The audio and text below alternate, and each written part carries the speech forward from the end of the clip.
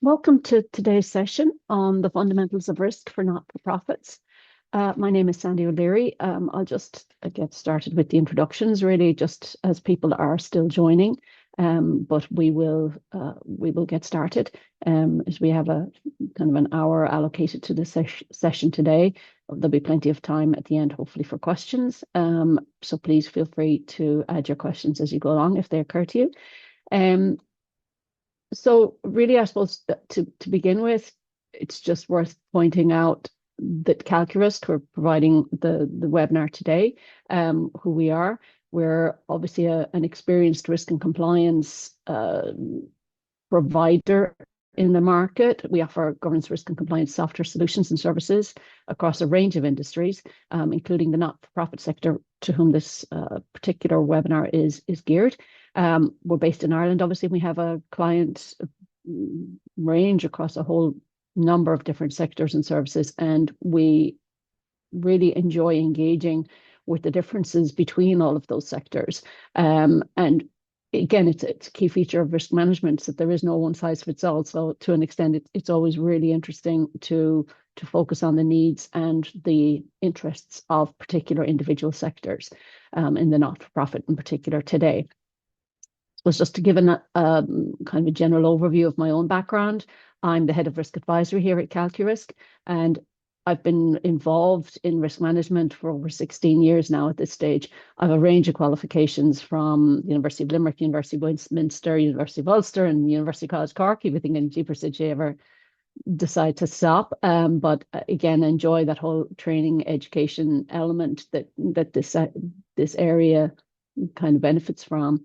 I've developed and delivered a range of risk and compliance certificate courses over the years and training events, both on group and individual level. So the whole point being, I have successfully embedded positive risk management to a whole range of different organizations through governance and operations. So really, that's just to give you a background of kind of, I suppose, why I'm presenting the session today, and hopefully that you will get the benefit from it. So what are we going to look at today? Today, we're looking at the fundamentals of risk for not-for-profits. This 1 hour session hopes to address the core principles of effective risk management in your sector, and to bring that broader understanding of how risk management, operates and the value, which I completely wholeheartedly believe it can bring.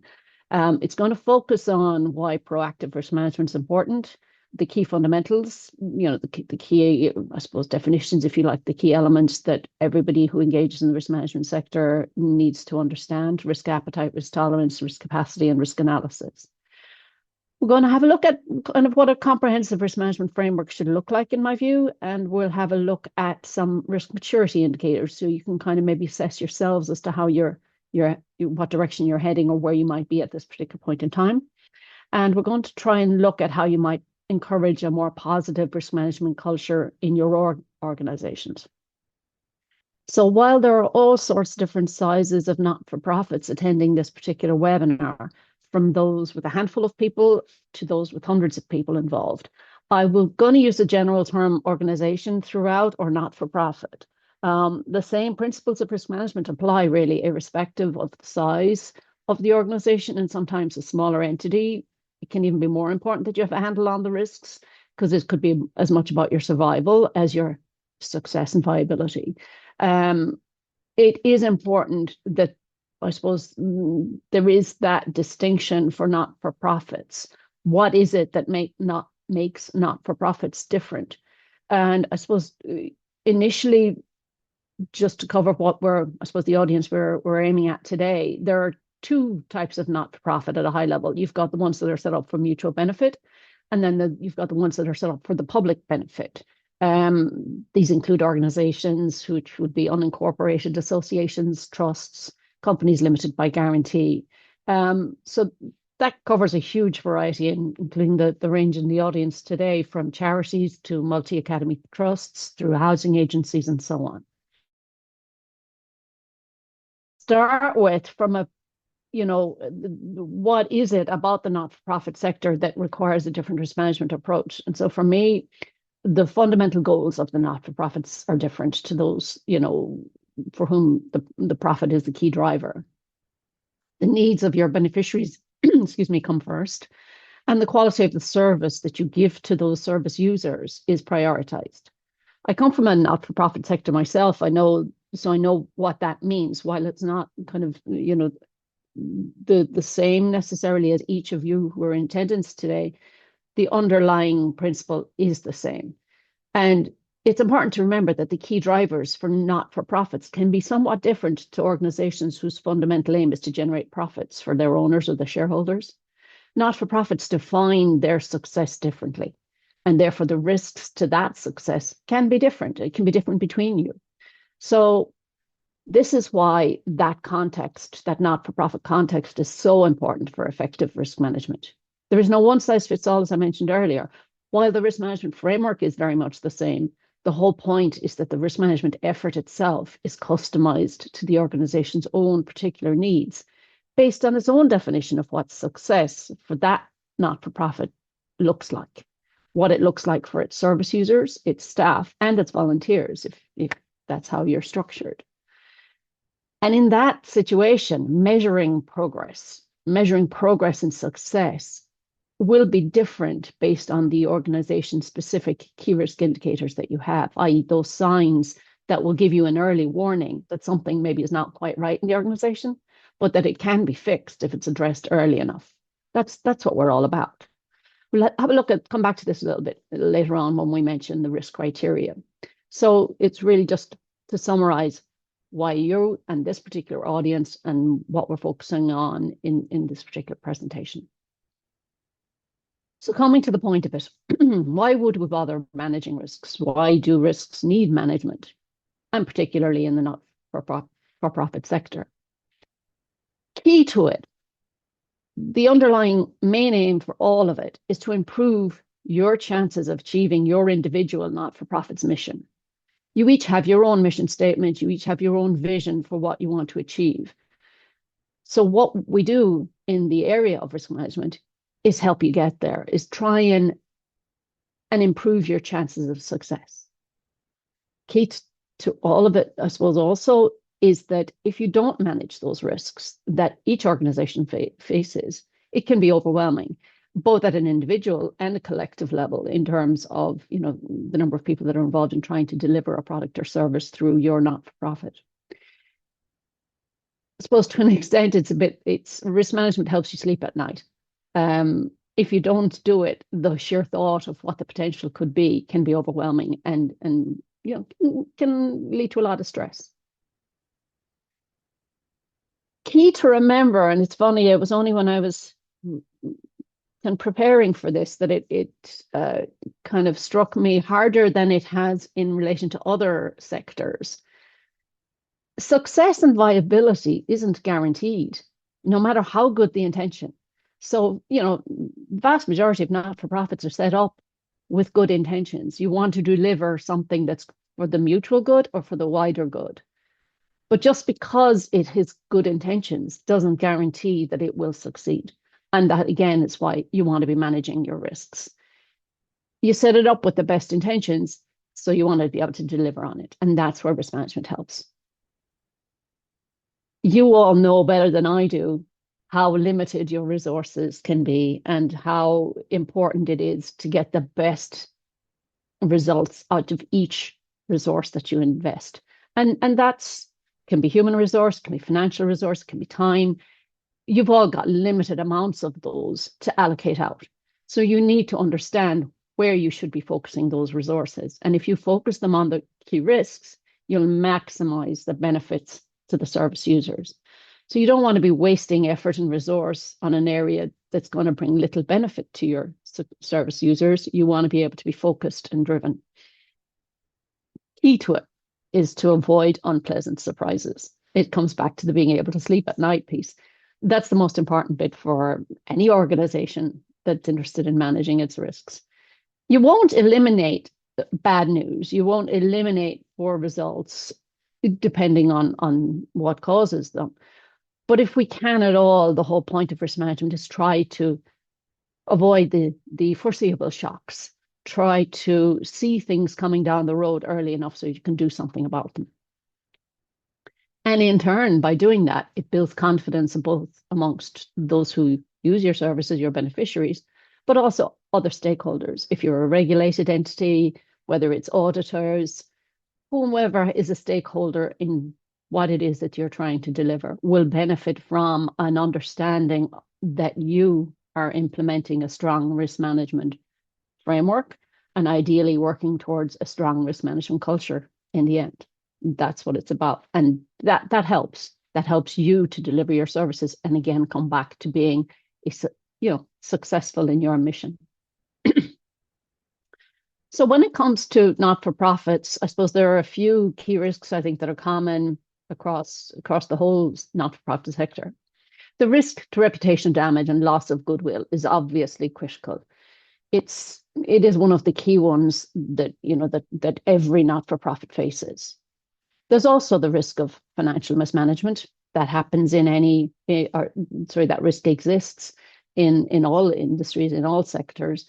It's about making sure that the financial success and structures are there to make sure that you've got viability in terms of delivering your not-for-profit's aim. There's always the risk of fraud.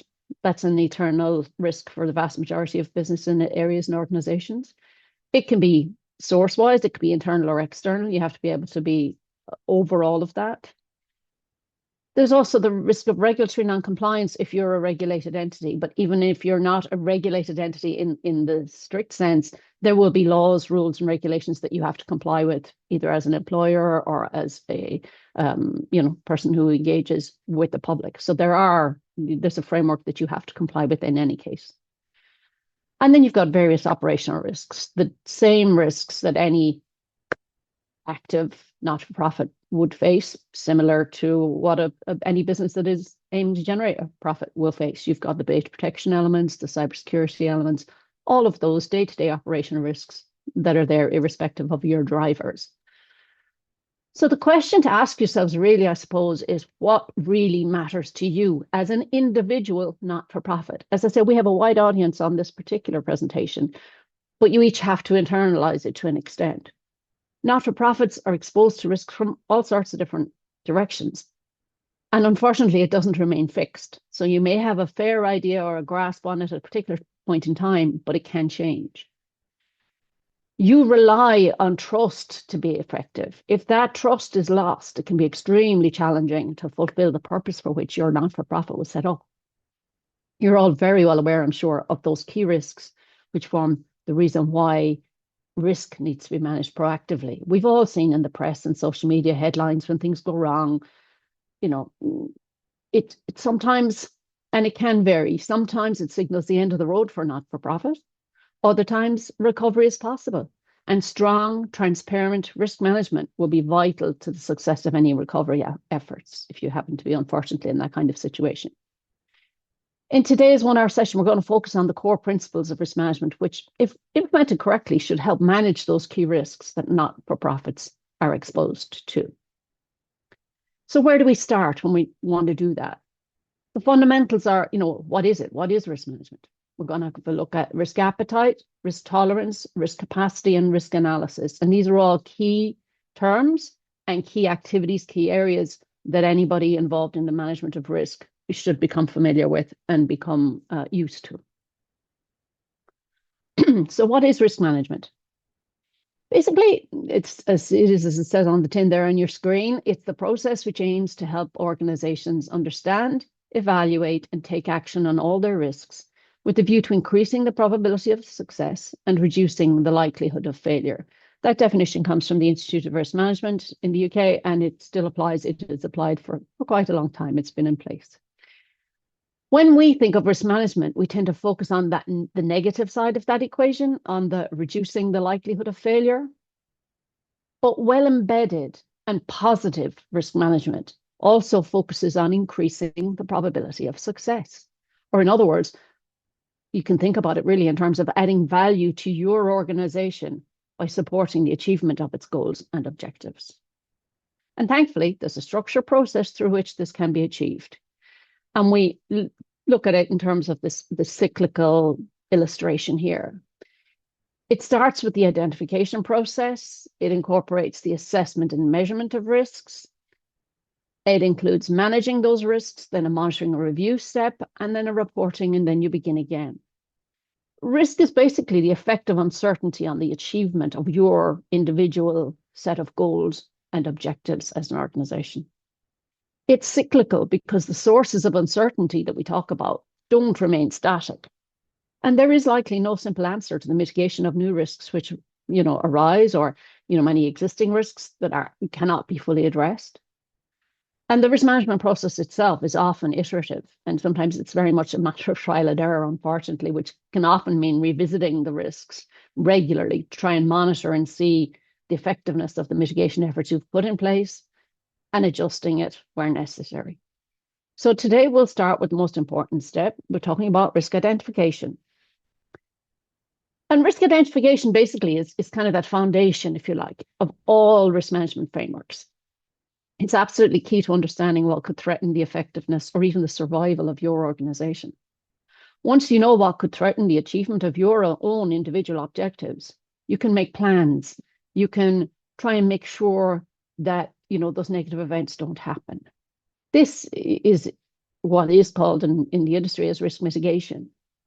Examples of risk identification tools that are available to any and all organizations are things like brainstorming workshops, where you get a group of people together and you sit in a room and brainstorm what could or might not threaten your organization. You've got your old school tools like your SWOT analysis, which is your strengths, weaknesses, opportunities, and threats. It's a framework that's been around a long time. You've got your PESTLE analysis, which includes looking at your business from the perspective of political, economic, sociological, technological, legal, and environmental impacts. You've also got a more, I suppose, a newer model in time in terms of its development, and that consists of 9 separate elements. It looks at, firstly, the customers or the beneficiaries of your service, who you serve. It looks at value proposition. What is it your business, your organization, your not-for-profit, what it is that you offer to those you serve? Channels, how do you reach them? How are you going to reach those people? Customer relationships, how are you going to interact with them? How are you going to engage with them? Your revenue streams, how are you going to earn enough money to deliver the service that you intend or that you plan to give to your beneficiaries? Key resources, what assets are you going to need to deliver that service? Your key partners, so what external help will you need along the way? And your cost structure, your expenses. What are the ongoing expenses that are going to have to be met in order to continue to deliver the not-for-profit? You've also got tools like scenario analysis, which is becoming more and more common, and it's more and more recommended in terms of how to test out in a relatively safe way how you would respond to different negative events. And then you've got your industry standard guidance. So most sectors and a lot of not-for-profit activities are governed by industry standard guidance for that particular area that you operate. So once you understand that you've identified those risks, the next thing you need to do is document how much risk your not-for-profit is willing and able to take to pursue those particular risks. And that in itself is your risk appetite. The first box there outlines the definition of it. It's the amount and type of risk that the not-for-profit is willing to pursue, to retain, or take to achieve its objectives. That needs to be documented. Everybody involved in the not-for-profit needs to understand what that is. It reflects your own intention, and it's an active thing. It's your intention with regard to what's an acceptable level of risk for you to take on a normal basis to pursue your defined goals and objectives, your defined values. And at a high level, there's basically 4 types of risk appetite. The traditional, I suppose, academic work on this refer to 0, low, moderate, or high risk. Now you tend to see a lot of organizations moving away from the term 0 risk because but that comes down to language, really. You can still use 0 risk if you use the appropriate language with it, but a lot of organizations now tend to use the term very low. So you might have very low, low, moderate, or high. Again, I would not really see not-for-profits as having much need for a high-risk appetite for anything, I would think. But in terms of the other alternatives, a zero or very low risk appetite would be something like non-compliance with legislation or legislation. You could have a low risk tolerance for some types of operational disruption, for example. So where you might need to shut down your systems for routine maintenance. You might have a low tolerance for breach of health and safety regulations because accidents will happen. So you can generally have a zero or a very low approach to that. Or you may have a more cautious approach to maintaining assets in liquid form. It might depend on the particular type of not-for-profit that you operate. You might also avoid certain types of investments if they don't align with your not-for-profit's ethos. An example then of a more moderate risk tolerance might be where you're trying new or innovative strategies, for example, in education and learning. Or you might think of a charity operating in or near war zones. They would likely have more moderate risk approach to safety, but on the counterbalance for that would implement a lot more additional safety protocols to mitigate that risk. So sometimes it involves making trade-offs between your various strategic choices. And, this can change over time and under different circumstances. It doesn't remain fixed forever. The most important part of it is that it must provide clear guidance, so appropriate strategic, governance, and operational decisions can be made on an ongoing basis that are reflective of your own not-for-profit's approach to risk. The second definition there on the slide is risk tolerance. It forms a buffer zone outside of the day-to-day comfort zone that is the risk appetite. It reflects a level of risk that the not-for-profit might be willing to take on an occasional basis. And, it can be during periods of time where, for example, the organization might be stretching to achieve a particular goal or objective. It's basically an acceptable level of variation, if you like, from the core risk appetite. There's a distance you can go that's permissible under certain circumstances. However, there should be escalation thresholds that are monitored so appropriate action is taken. If and when the not-for-profit begins to approach those thresholds, you need to know when you're getting close to them, when you might be about to exceed them, and you might be able to take measures to rein things in again. Risk capacity, on the other hand, the final of those three definitions on the screen there, it's defined as the maximum amount of risk which the not-for-profit can take before its financial viability is threatened, or its mission becomes unachievable, or its operational integrity is jeopardized. That's the definition. Risk capacity itself is the absolute outer limit in terms of risk taking. It's the maximum you can afford, basically. It can be quite specific, both quantitatively and qualitatively. It can include, for example, capital adequacy. It could be liquidity. It could be operational resilience thresholds. It could be regulatory restraints if you're a regulated activity. So there's a lot of factors that can be, I suppose, used and elements to define what that absolute outer limit of risk capacity is. By the way, I should have said from the beginning that this session is being recorded and also the slides will be available afterwards. So you'll have them to refer to later. In terms of how these three relate to each other, I always think this is a good illustration of how they connect, if you like. Your risk appetite is that core piece at the bottom. It's your comfort zones where you're going to be operating on a day-to-day basis. It's what the not-for-profit is comfortable with. As you mentioned earlier, your tolerance level might be that distance you're able to go, you can afford to go in order to reach a particular goal or objective, and you need to push, a little bit harder for a period of time, but not forever. And then you go back into the appetite zone, if you like. Your capacity is that outer extreme where technically you can afford to go without the business collapsing, but you don't really want to be active in that space for very long. That's a worst case scenario place to be. And it's important to remember when it comes to risk management that these are not terms to be documented, filed, and forgotten about. You have to make sure that they actively inform the real-time decision making for them to be useful and effective.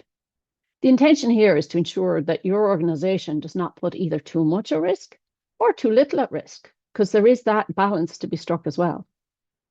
The risk appetite should filter through into your policies, your plans, your procedures, your practices, all of that. And basically, there should be clear consequences for non-compliance with those.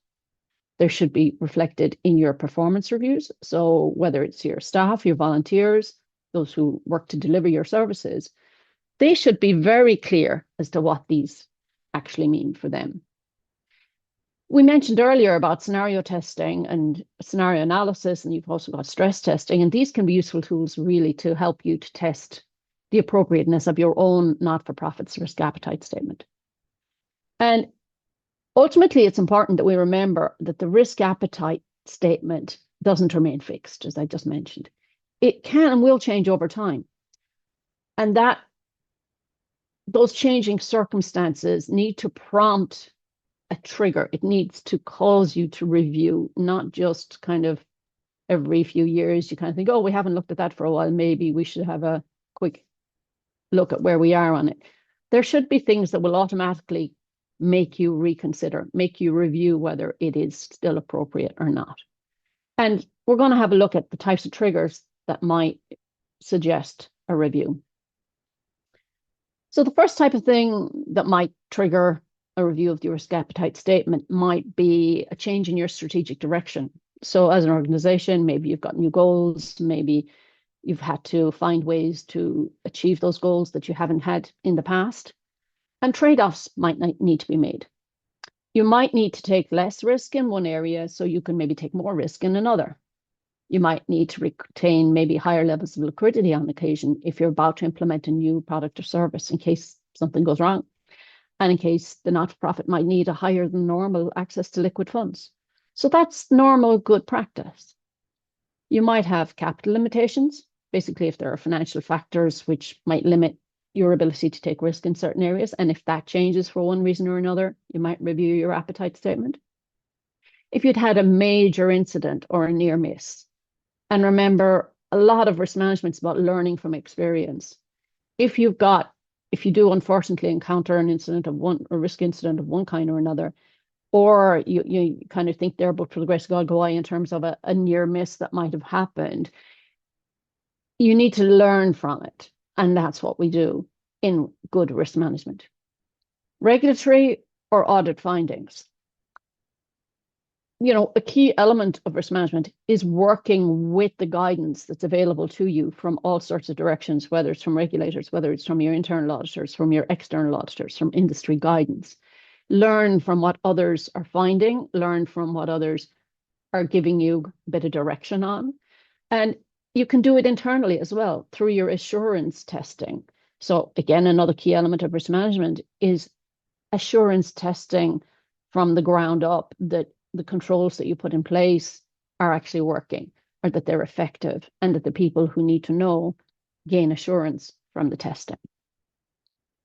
Or not, as the case may be, and you might need to revisit and fix it and introduce more controls. Then there's also the potential for changes in the macroeconomic environment. We've gone through a lot of geopolitical change in the last year or so, and there are lots of national economic developments. There are international things that may affect different not-for-profits, and changes in those might cause you to have another look at your risk appetite statement. One of the things I think is particularly relevant for the not-for-profit sector is the potential for sectoral issues to have a contagion effect. So if there's reputational damage and it might not even be your individual not-for-profit, but a similar one or one that's active in the same area, if something happens, you can find that your activity, has a negative impact on it. So you need to be able to manage that.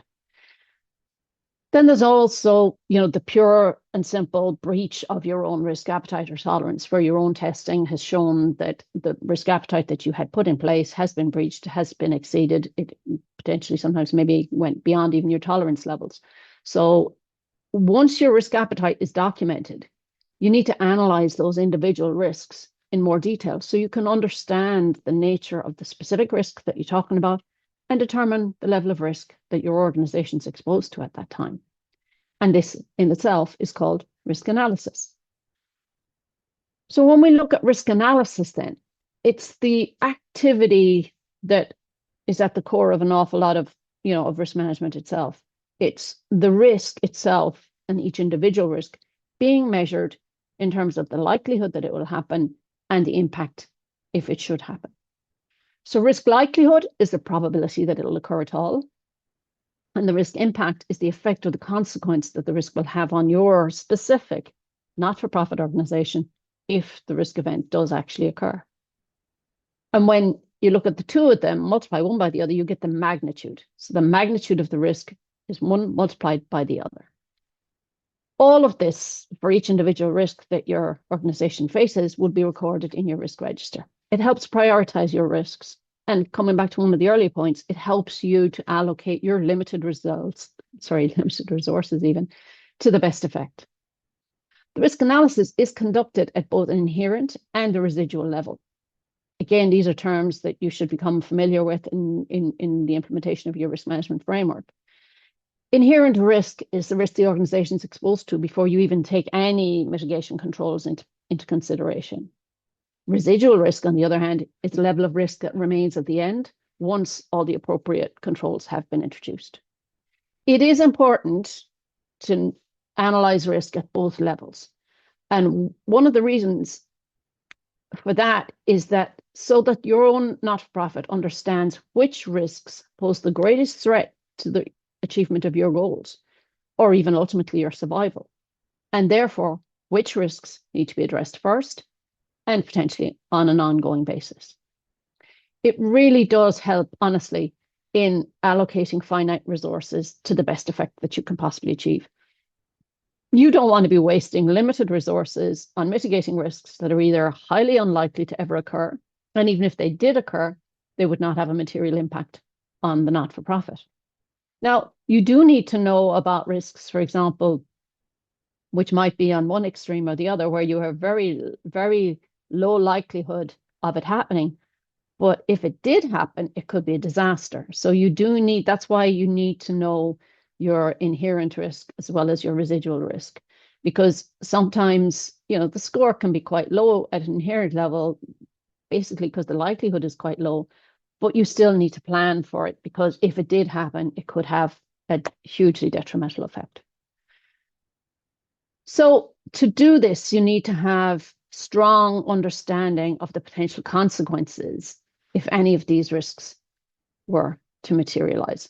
So consequence in terms of this risk analysis is really, really important to understand. So we're going to have a look at that next. We often talk about, within the risk management area, we talk about the consequence or impact iceberg. And like any other iceberg, you see the tip and you think of the tip of it maybe more immediately, or that's where your mind goes.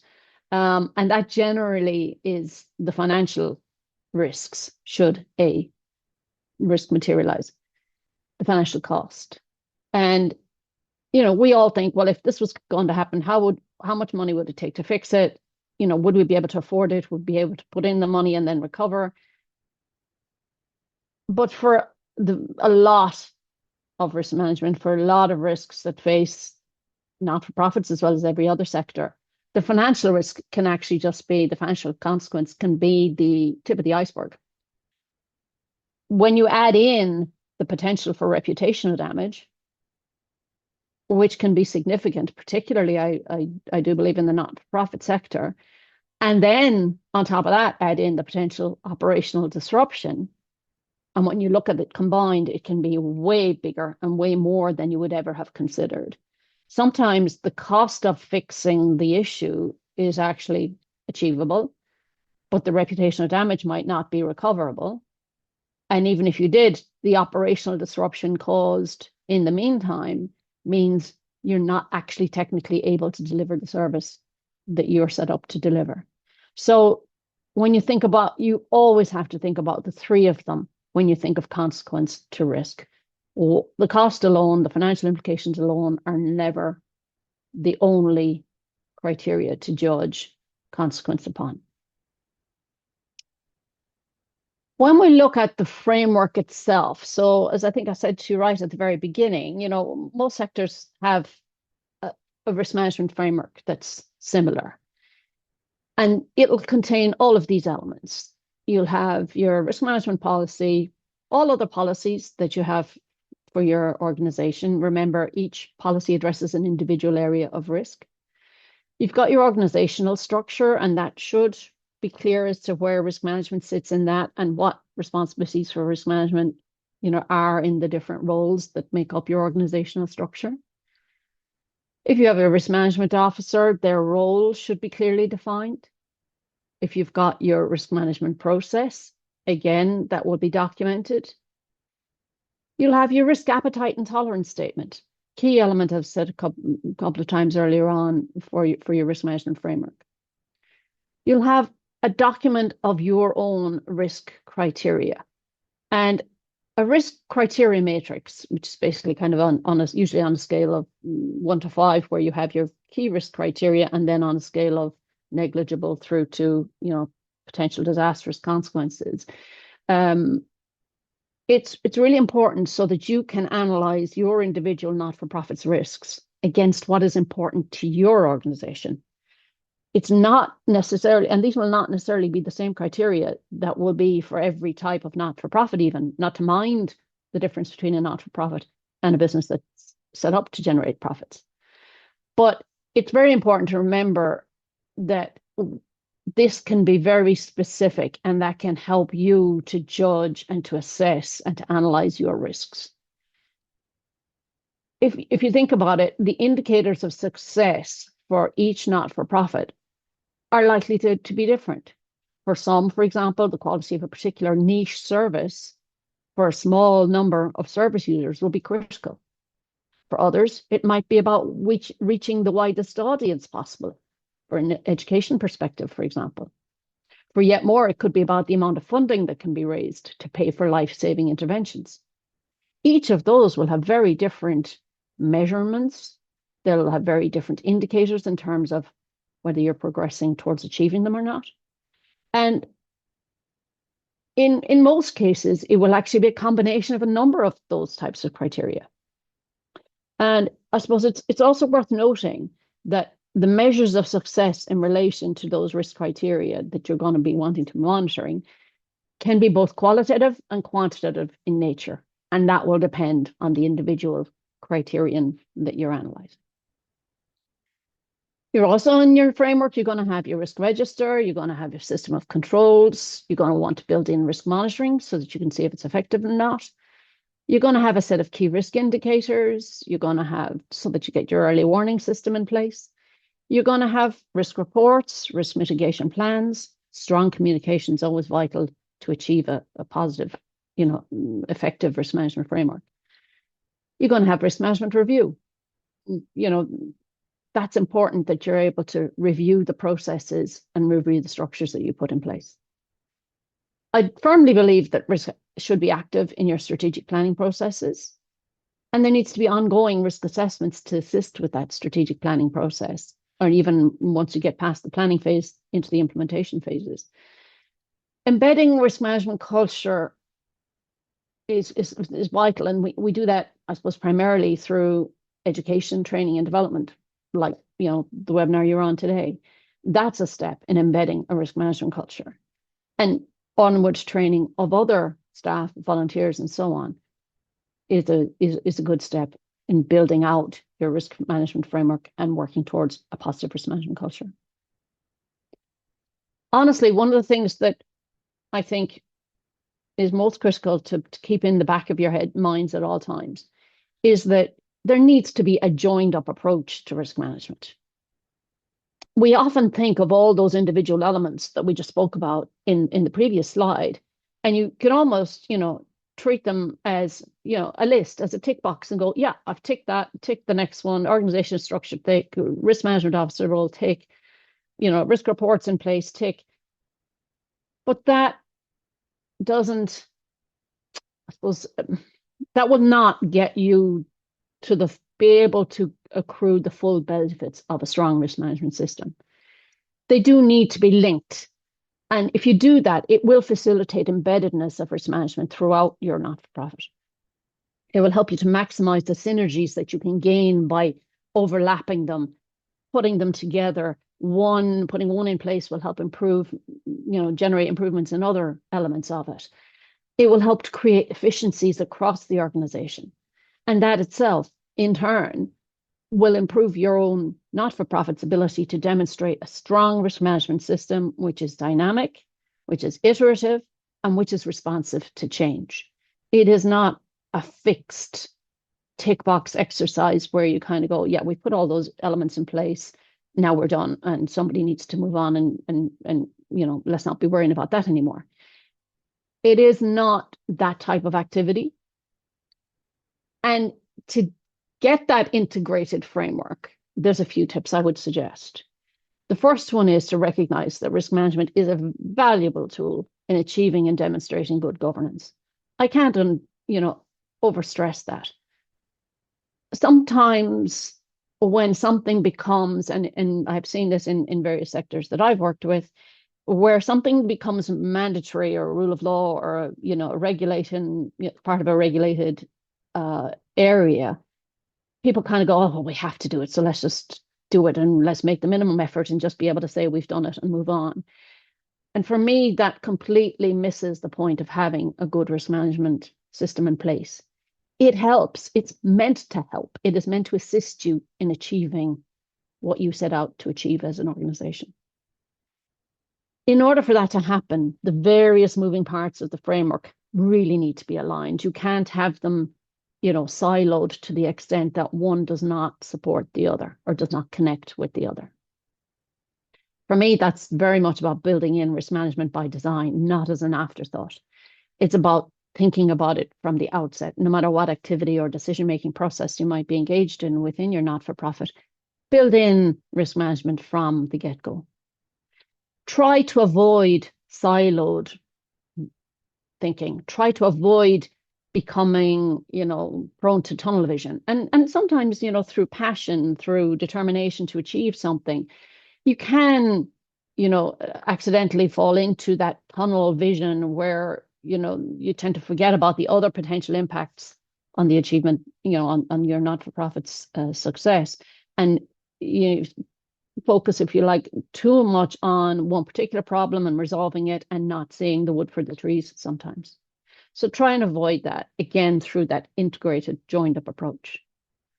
Critical to that, I do honestly think, is open communication. If you want to achieve the positive outcomes that could come with positive and strong risk management, you need to be open to communication in all directions, upwards, downwards, sideways, whatever way communication is happening, embrace it. Long-term success is going to be down to collective effort. And if you can put that joined up approach and bring everybody's contributions together, positive risk management culture will evolve. And it is literally about the evolution of that positive risk management culture that will help you to have longevity, quality of service to your service users, and so on. What does that look like in action? So I suppose aligning the various parts of that framework that I spoke about is vital. You'd be delighted to hear, I'm sure, that I'm not going to sing the Dem Bones skeleton song, but it's basically the same idea. The strategic plan and the policies really must be aligned with your risk appetite statement. And that itself must have cleared guardrails in your risk tolerances. The goals that you have for the organization must have key risk indicators, which is basically your early warning system before those tolerances are breached. The key risk indicators and the tolerances must be reflected in your risk register so that you can generate strong oversight, that there can be risk ownership, that there can be clear monitoring, and that the control testing that provides that really important assurances for stakeholders can be put in place. And so that will allow you to address the risks proactively and think about it in terms of the combined efforts, really, of the three lines of defense in communicating with each other, which will help produce the evidence of all of that. If you're working towards this aim, you will see the benefits of risk management materialize. And it's that linkage, it's that coordinated, joined up approach that will help those benefits to manifest themselves. We're going to have a look at that in the next couple of slides. So what do we see as the benefits of strong risk management, and we're talking about positive risk management in this context? The prioritization of important issues for you, for your individual entity, which allows you to allocate your limited resources to best effect. It's about helping to make more informed risk-taking and decision-making. Again, coming back to that, risk management is a tool. It's a positive tool for you. The continuous improvement of processes. And this is really about doing the right things the right way. And coming back to that communication element, feedback is vital here.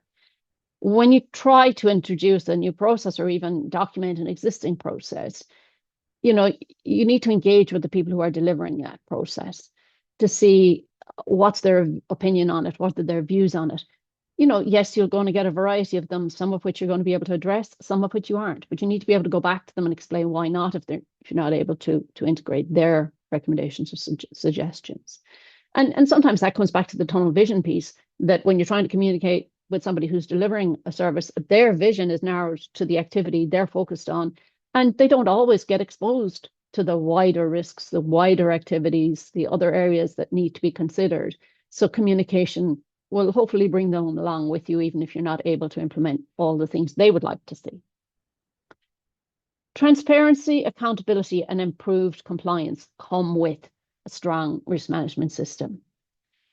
And it does help you to be able to respond better when changes you haven't anticipated, when changes occur in your environment that you hadn't envisaged, that you never thought would likely materialize, but at least you have a structure to fall back on to go, right, okay, this is happening. What do we do next? What do we need to be thinking about at this point in time?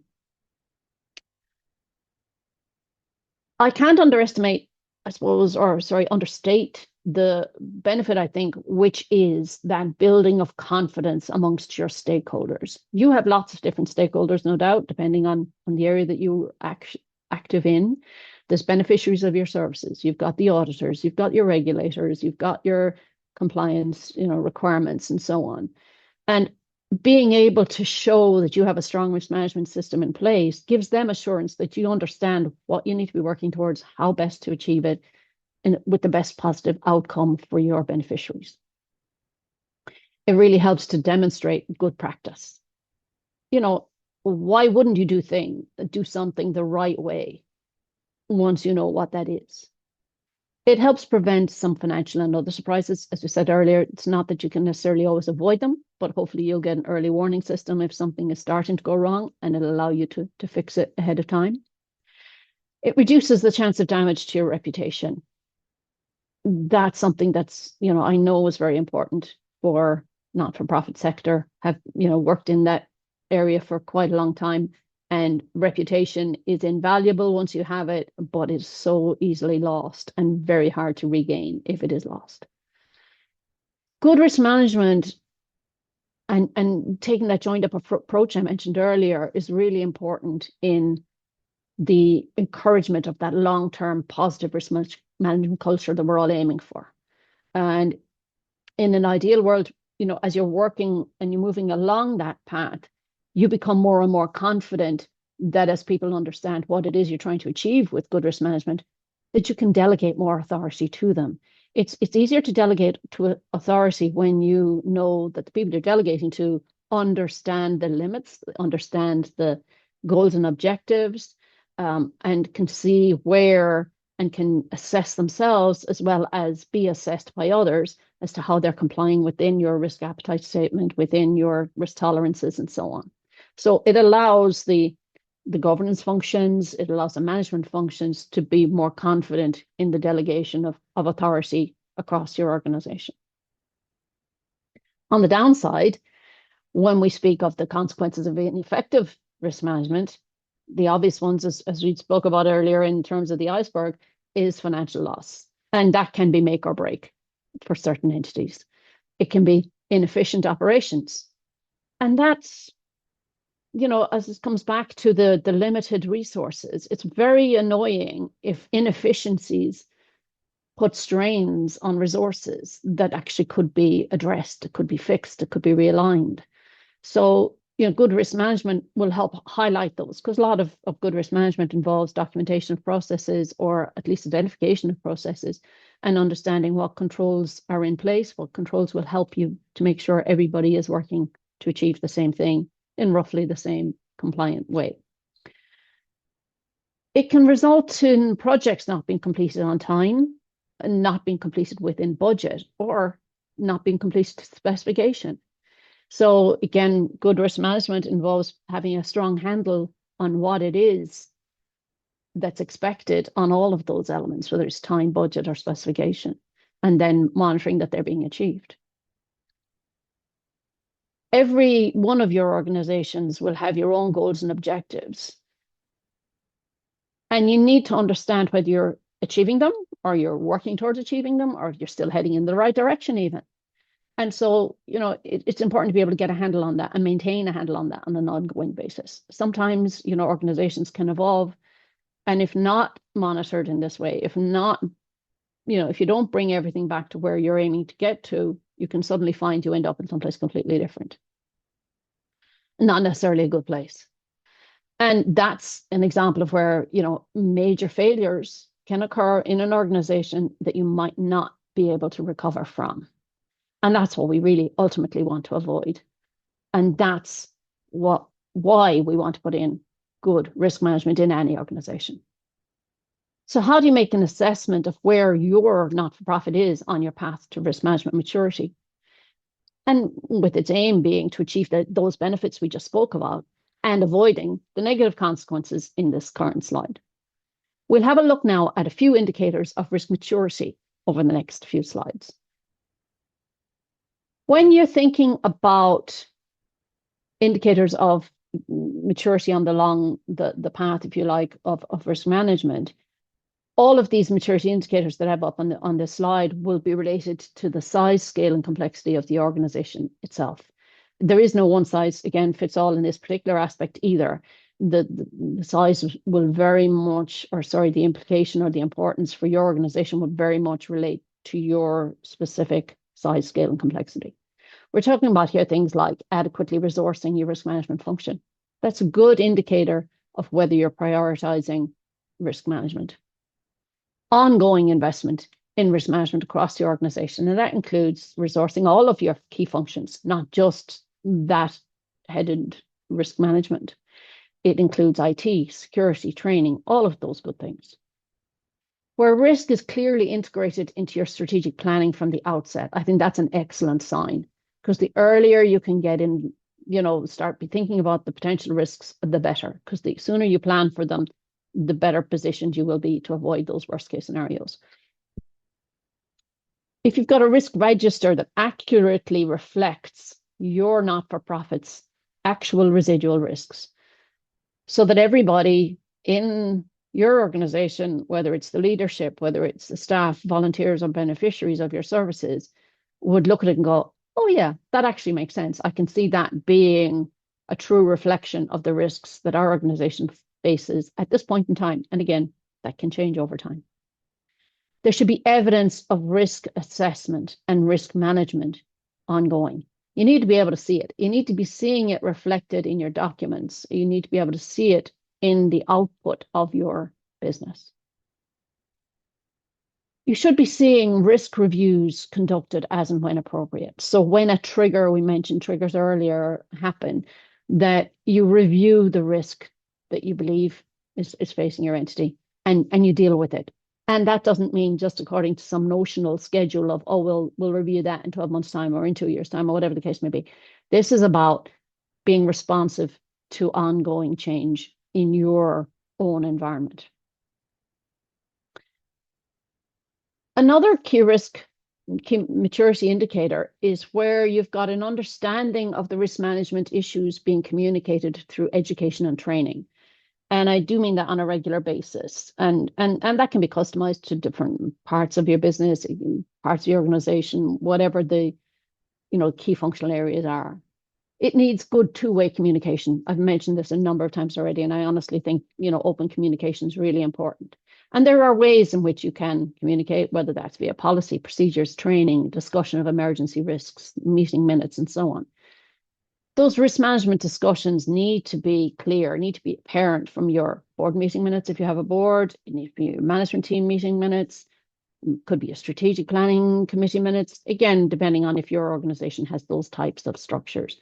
But again, any documentation around discussions about where your not-for-profit is, where it's aiming to get to, and how it's performing, it needs to be clear from it that you're thinking about the risks. A really good sign for me is where risk assessments are requested by your management or your board to help with your decision making, not just after the event, not just as a tick box later that says, oh God, we were supposed to do something about risk management and that, weren't we? Let's reimpose something after the event. As I said earlier, it's a tool to be used to help you achieve your organization's own strategic objectives. So use it early, use it often. Critical to that is, again, the feedback from staff on risk issues. They're the ones that see the risks materializing at the coalface. So they're the ones who will see risk events happening. They will see risk events that could have happened or nearly happened. And they can help you assess whether the controls you're putting in place are effective or not, whether they're working or not. Not much point in putting in a ton of controls that either people don't know about, they don't know how to implement, and they don't believe that they're going to work, or that they've been proven not to work in the past. So you do need that feedback from the people who are engaging with the services you're trying to provide. Critical to that communication and open communication is a don't shoot the messenger culture. I can't overstress that. If people are willing to offer their opinion on the effectiveness of the implementability of some of your proposals, don't shoot the messenger because you don't like what you're hearing. We often see things that happen in the press and whistleblowing, and oh my God, you're kind of thinking, that's awful. And how did it come to that? And the 99.9% of the cases, there were plenty of opportunities along the way for that person's concerns to be addressed. It just, people got defensive, they got protective, they got offended, whatever the case may be, take your pick. You have to have instilled a culture where people feel free to offer their opinion. You don't always have to agree with them. You might have to come back to them and explain why their opinion, their view, their recommendation can't be delivered. But again, don't put them off at the gate by saying, don't want to hear. Credit those promoting risk management through their performance reviews. And this is the counterbalance to that.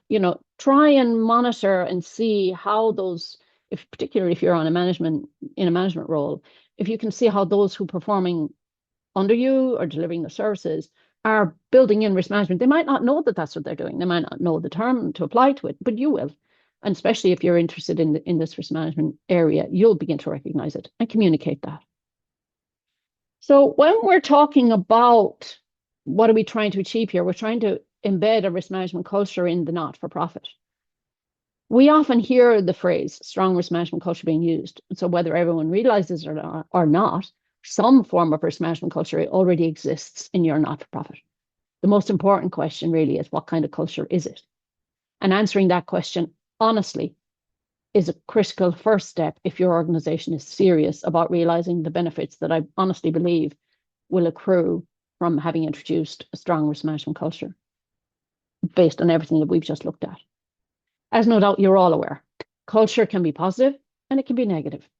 If the organization doesn't have a strong risk management culture in place, does it mean that the risk management culture is weak? Does it mean it's non-existent? Or even worse, that appropriate risk management is utterly disregarded? And that's not a place anyone wants to be. Ultimately, you can have either a strong, fully embedded risk management culture in place, but that could, in fact, be a negative risk management culture where issues of risk are not understood, maybe they're not communicated, maybe they're dismissed as irrelevant.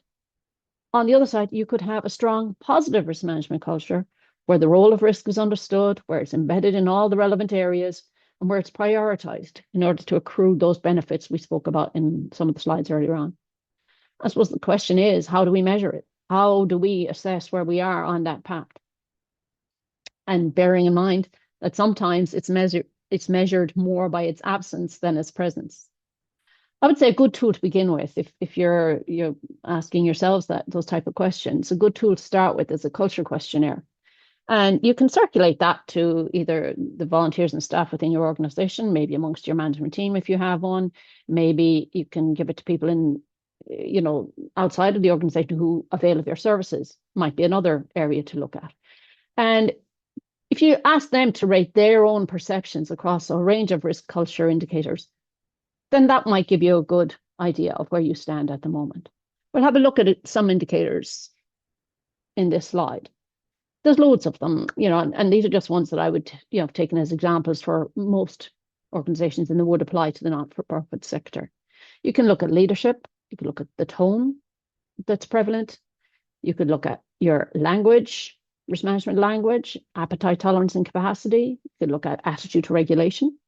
You could look at the connection to your service users, the costs, resourcing, the system of controls, integration, individual responsibility, risk training and education, risk versus reward, risk incident reporting, consequence, strategic planning, succession, sustainability, all of those. And any, God knows what other ones you would think of.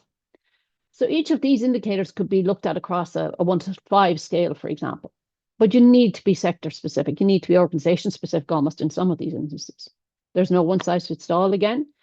But I will circulate with today's slides an example of how you might go about this. But I stress, look, it's only a starting point. It's just an idea of how you would begin. You would need to customize it for your individual not-for-profit as it applies in your particular sector. Just to give you an example today, I'm just going to take 2 of those criteria because I notice we're short on time. And that's just an example in the next 2 slides of how you might score your leadership or your tone across a 1 to 5 scale. But I'll be circulating a full document on this with today's slides. So basically, I would urge you to take that joined up approach to risk management.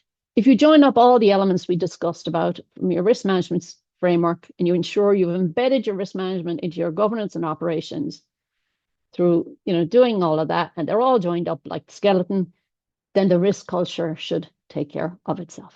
That's the idea, that's the theory, and hopefully that would work for you in practice. Do you have any questions? I haven't really noticed anything popping up on the chat, but if no. No. Oh, hang on, there's something in the Q&A. My organization has an appetite segmented into 5 distinct sections. There's a reluctance to use the appetites at either end of that spectrum. The impact is risks being squeezed into the mid-range appetites. What advice would you give to encourage the use of a full risk appetite that was set? Okay, in terms of trying to think, it's the same. It's the same with all scales, and it's interesting. That's why people, for example, sometimes instead of going for a 5, might pick 4, so that you have to go heavier in one direction or the other, and you just don't end up in the middle across all of them. But that's not a solution. That's just an avoidance mechanism sometimes. I think if you think back to, and this is just a suggestion because I don't know what your actual appetite statement looks at and what it is that you're analyzing across your 5 sections. But I would say, think about your risk criteria. When you look at defining your appetite, you need to have a strong set of risk criteria in the background that look at the things that are important to you, whether that is the quality of service, whether it's the reputation, and show what a 1 looks like and what a 5 looks like. 1, 2, 3, 4, 5. Draw out what each of those look like so that people who are actually then choosing, if you like, the appetite or defining the appetite have a better image in their own minds of what that means what the choice of a 3, for example, in the middle of a 1 to 5 actually looks like. And that's, I think, helpful in breaking that down.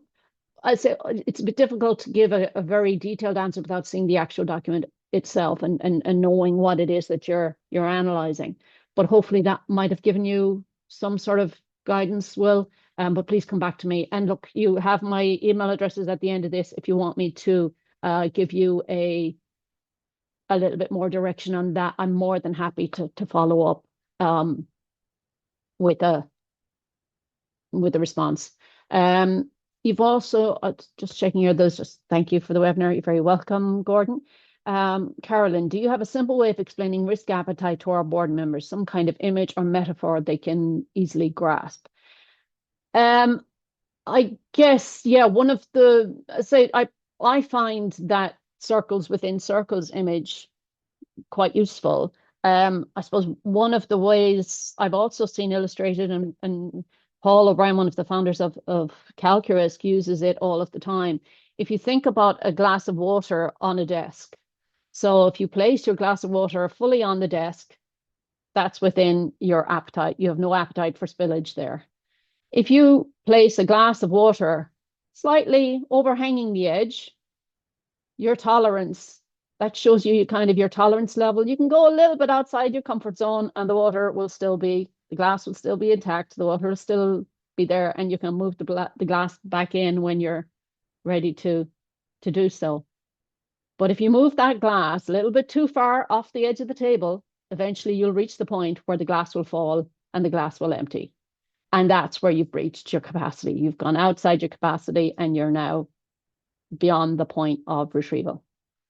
Maybe that might help to, again, illustrate, Carolyn. It is a challenging one to get and for people to get to terms with, but that might help. Okay. Would you have some of those risk templates you refer to, share a policy template, reports, etc.? Again, now the policy in particular will be very industry specific, and that will be very, very much based on, have to be very, so I suppose the simple answer to your question is we don't have policy templates for each area. But if you have a draft policy and you want us to have a look at it, we can certainly see if there's improvements that could be made to it, that sort of thing. Reports, again, will very much depend on your sector, who you're reporting to, the audience for your report. But if you were using calQrisk software, for example, that comes with its own suite of reports, and that they are designed to help show and demonstrate all the good things that we spoke about within the framework that we looked at today.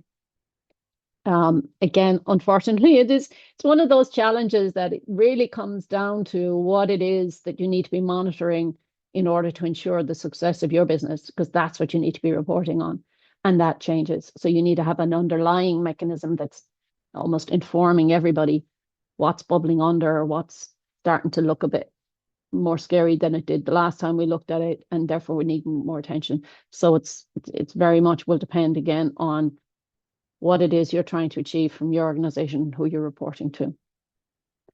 Just a couple of thank yous there, and you're very, very welcome.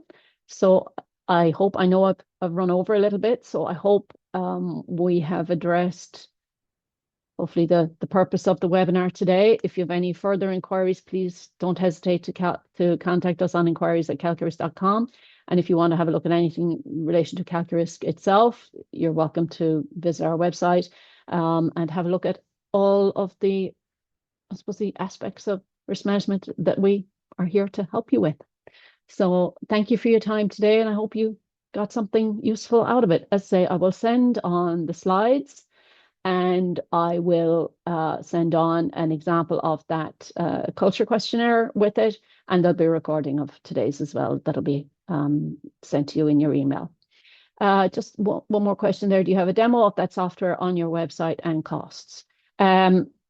Always more than happy to provide a demo. If you drop an email to inquiries@calqrisk.com, our team will be more than happy to engage and have a chat with you initially as to what it is that you're looking at. Because again, costs are very customizable. We have a wide range of offerings depending on where you are on your path to the implementing risk management program. So, you can choose what best suits your needs at this particular point in time. So please do feel free to reach out, and we're more than happy to follow up on any queries in that regard. Again, a couple of extra thank yous. So always appreciate that. Appreciate your feedback. That helps us to know whether we're hitting the right message for you all in these types of deliveries. So I hope you have a good day for the rest of the day, despite the weather, and hopefully you're not going to get any. I'm just really relieved we got through the whole session without a power failure or something because of the storms. So please do enjoy the rest of your day, and we will send on the links and the various materials afterwards. So if there's no further questions, comments, I will end the session there, and we'll hopefully get all these materials out to you fairly promptly. Take care.